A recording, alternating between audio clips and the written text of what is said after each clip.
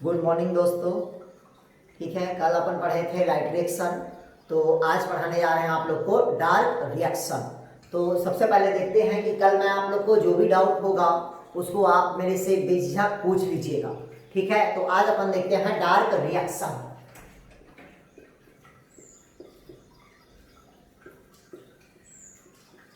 Dark reaction मतलब ये होता है आपका अंधकार अभिक्रिया होता है। क्या होता है भाई? अंधकार अभिक्रिया। ये जो अंधकार अभिक्रिया को ब्लैकमैन अभिक्रिया भी कहते हैं। क्या कहते हैं? ब्लैकमैन रिएक्शन कहते हैं। ये देखिएगा, इसको अंधकार अभिक्रिया को क्या कहते हैं? ब्लैकमैन रिएक्शन कहते हैं। क्लियर है? ये इसलिए कहते हैं क्योंकि जो डार्क रिएक्शन को ब्लैकमैन नामक वैज्ञानिक ने दिया था, इस कारण इसको ब्लैकमैन अभिक्रिया कहते हैं। क्लियर है? इसके साथ साथ इसको ताप रासायनिक अभिक्रिया भी कहते हैं। क्या कहते हैं इसको भाई? ताप रासायनिक अभिक्रिया। क्या कहते हैं भाई? ताप रासायनिक अभिक्रिया कहते हैं। ये जो डार्क रिएक्शन होता है ये 3 प्रकार का होता है। कितने प्रकार का होगा भाई? 3 प्रकार के। पहला जो होता है वो C3 साइकिल बोलते हैं, दूसरा होगा C4 साइकिल और तीसरा होगा कैम साइकिल होता है। कितने प्रकार के साइकिल होगा भाई? 3 प्रकार के। C3 साइकिल को भी अपन क्या कहते हैं? अंधकार अभिक्रिया। C4 साइकिल को भी अपन क्या कहेंगे? अंधकार अभिक्रिया। और कैम साइकिल को भी क्या कहते हैं? अंधकार अभिक्रिया कहते हैं। क्लियर हुआ? जबकि C3 साइकिल के लिए आपको 15 से 25 डिग्री सेल्सियस टेम्परेचर की आवश्यकता होती है। कितना टेम्परेचर का भाई? C3 साइकिल को 15 से 25 डिग्री सेल्सियस टेम्परेचर की आवश्यकता होती है, जबकि C4 साइकिल को 30 से 45 डिग्री सेल्सियस टेम्परेचर की आवश्यकता होती है। क्लियर हुआ? उसी प्रकार से कैम साइकिल को भी 30 से 45 डिग्री सेल्सियस टेम्परेचर की आवश्यकता होती है। क्लियर हुआ? किंतु ध्यान से सुनिएगा, ये जो C3 साइकिल होता है इसमें जो टेम्परेचर होगा वो 15 से कितना डिग्री सेल्सियस होगा? 25 डिग्री सेल्सियस। जबकि C4 साइकिल में 30 से 45 डिग्री सेल्सियस और कैम साइकिल में कितना होगा? 30 से 45 डिग्री सेल्सियस। बट ये जो कैम साइकिल होगा इसका जो स्टोमेटा होगा, इसका क्या होगा भाई? स्टोमेटा होगा, ये नाइट में ओपन होता है। नाइट में क्या होगा? ओपन होगा। और डे पे क्या रहेगा भाई? इसका स्टोमेटा क्लोज होगा। ध्यान से सुनिएगा, C3 और C4 का स्टोमेटा दिन में ओपन होगा। इन दोनों का स्टोमेटा दिन में क्या होगा? ओपन होगा। स्टोमेटा कब हो रहा है? ओपन दिन में। जबकि रात में इसका स्टोमेटा क्या रहेगा? क्लोज रहेगा। लेकिन कैम साइकिल का स्टोमेटा रात में क्या होगा? ओपन होगा और दिन में क्या रहेगा? क्लोज होगा। तो अगर आपसे क्वेश्चन पूछा डार्क रिएक्शन को किसने दिया था, तो ब्लैकमैन नामक वैज्ञानिक ने पूछा आपसे डार्क रिएक्शन को किस अभिक्रिया के नाम से जाना जाता है, तो टेम्परेचर केमिकल रिएक्शन मतलब ताप रासायनिक अभिक्रिया। फिर अगर पूछा आपसे कि डार्क रिएक्शन कितने प्रकार के होगा, 3 प्रकार के। पहला C3, दूसरा C4, चौथा कैम साइकिल। अब क्वेश्चन ये पूछा आपसे कि C3 साइकिल डार्क रिएक्शन है कि लाइट रिएक्शन, तो कौन सा क्या होगा? Dark reaction.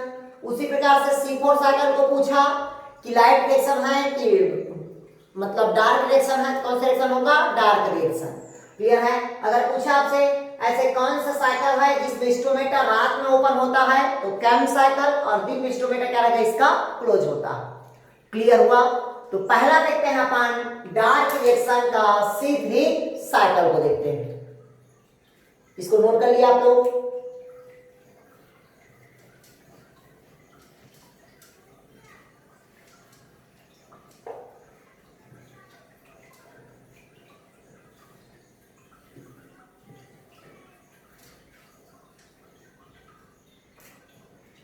ये देखिएगा C3 साइकिल। ये जो C3 चक्र होता है,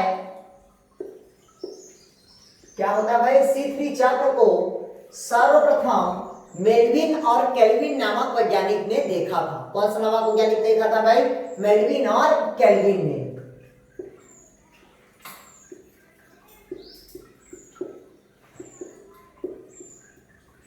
मेल्विन और केल्विन नामक वैज्ञानिक ने देखा था। अगर पूछा आपसे C3 साइकिल को कौन सा प्लांट में देखा था, तो कौन सा प्लांट में देखा भाई? क्लोरेला के पौधे में। और जो क्लोरेला था वो क्या था? शैवाल था। कैसा शैवाल था? एक कोशिकीय शैवाल था। क्लियर हुआ? C3 चक्र को सर्वप्रथम किसने देखा? मेल्विन और केल्विन ने। कौन से पौधे में देखा? क्लोरेला के पौधे में दिया। फिर इसके बाद कहता है ये जो C3 चक्र होता है इसका जो प्रथम उत्पाद था, फर्स्ट प्रोडक्ट था, वो 3PGA है। 3PGA मतलब होता है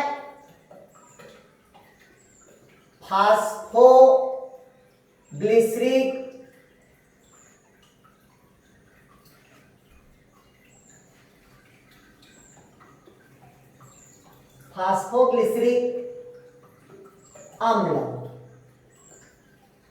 क्लियर हुआ? क्या होता है भाई? फास्फोग्लिसरिक अम्ल। ये कितने कार्बन वाला है? तो 3 कार्बन वाला तत्व है। इसको एसीएफ में पूछ चुका है। क्लियर हुआ? C3 चक्र का प्रथम उत्पाद क्या होगा? 3PGA मतलब 3 फास्फोग्लिसरिक अम्ल होगा, जो कितने कार्बन वाला तत्व होगा? 3 कार्बन वाला तत्व होगा। C3 साइकिल में कार्बन डाइऑक्साइड को ग्रहण करने वाले कौन से एंजाइम होगा? तो मतलब कार्बन डाइऑक्साइड को ग्रहण करने वाले C3 साइकिल में RUBP होता है। RUBP मतलब रूबोस्को बाईफास्फेट। अगर आपसे पूछा C3 चक्र का पहला उत्पाद, तो 3PGA। वातावरण में उपस्थित कार्बन डाइऑक्साइड को ग्रहण करने वाले कौन से एंजाइम अगर पूछा, तो RUBP होगा। कौन सा एंजाइम होगा भाई? RUBP। कभी कभी इसको RUDP बोल देता है, तो कंफ्यूजन नहीं होना है, क्योंकि B मतलब बाई और D मतलब डाई, मतलब कुल मिलाकर क्या होगा भाई? 2। कितने कार्बन, कितने अणु वाला होगा? 5 अणु वाला होगा। और कितने कार्बन वाला होगा? ये 5 कार्बन वाला होगा। कौन 5 कार्बन वाला होगा? RUBP। जैसे यहाँ पर 3 कार्बन है तो यहाँ पर कितना होगा भाई? 5 RUBP होगा। क्लियर है? तो ये 5 को याद नहीं रखना है, सिर्फ अपने को याद रखना है RUBP याद रखना है। फिर कहता है इधर देखिएगा, इतना नोट कर लिए। फिर आगे देखते हैं इसी का।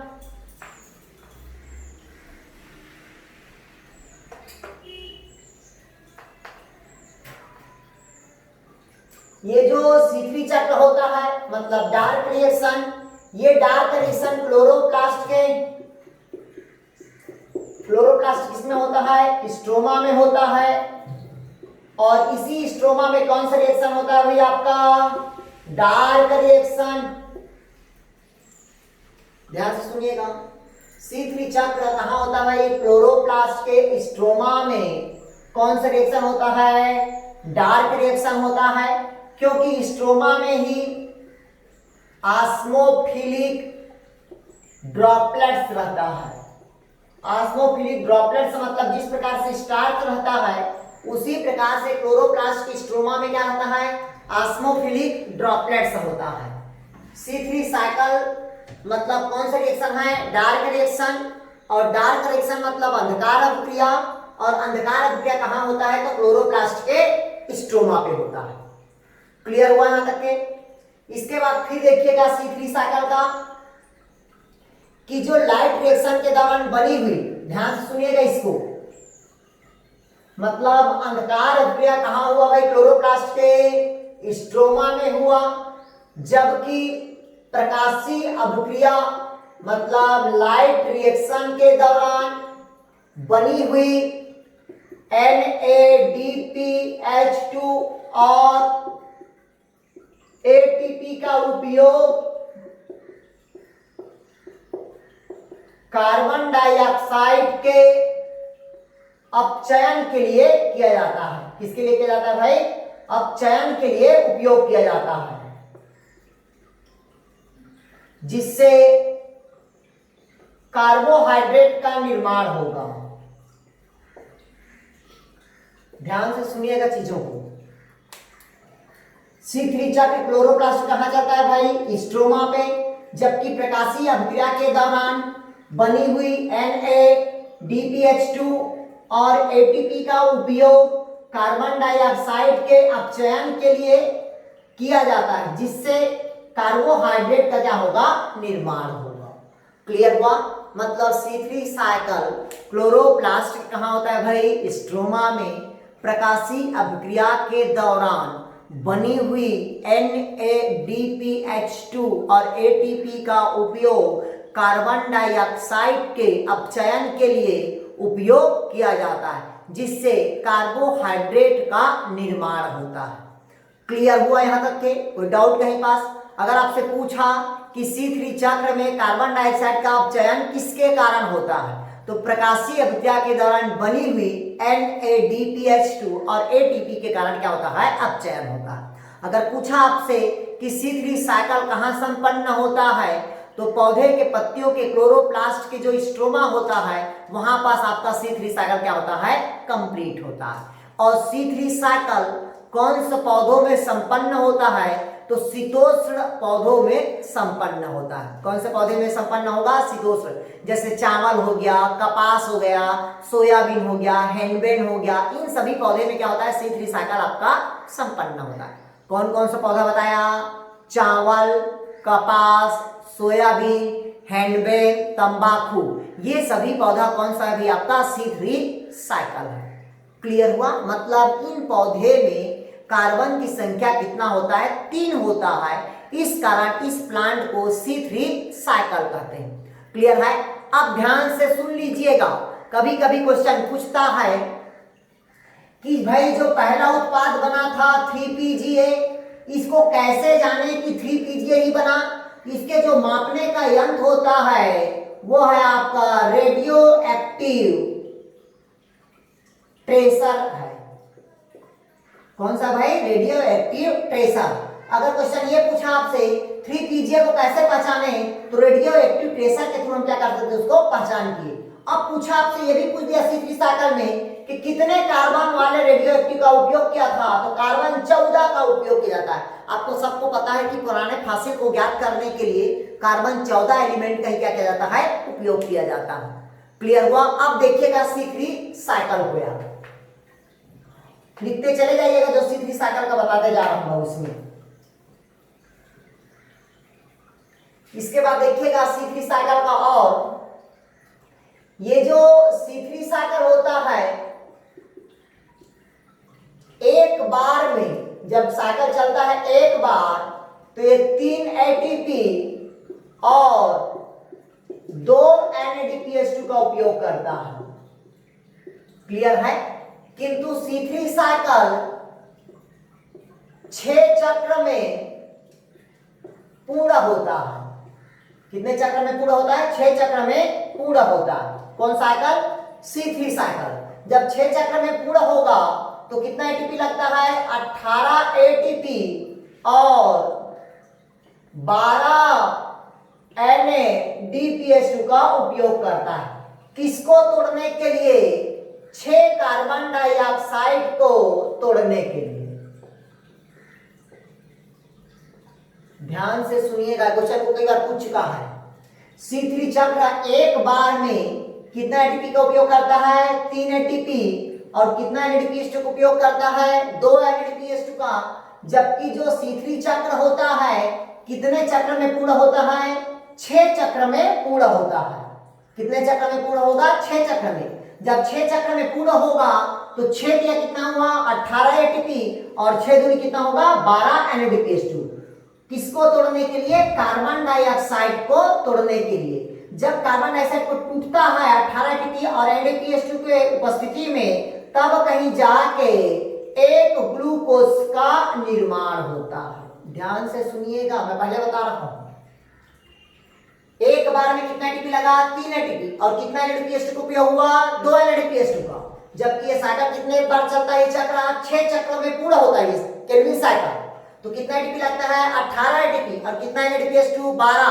तो ये जो 18 एटीपी और जो 12 एनएडीपीएस2 होता है, किसको तोड़ने के लिए होता है, तो 6 कार्बन डाइऑक्साइड को। जब 6 कार्बन डाइऑक्साइड टूटता है तो कितना ग्लूकोज बनता है, 1 ग्लूकोज का निर्माण होता है। क्लियर हुआ, कोई डाउट कहीं पास? अब इसको डायग्राम से देखिएगा C3 साइकिल को, तो आपको अच्छे से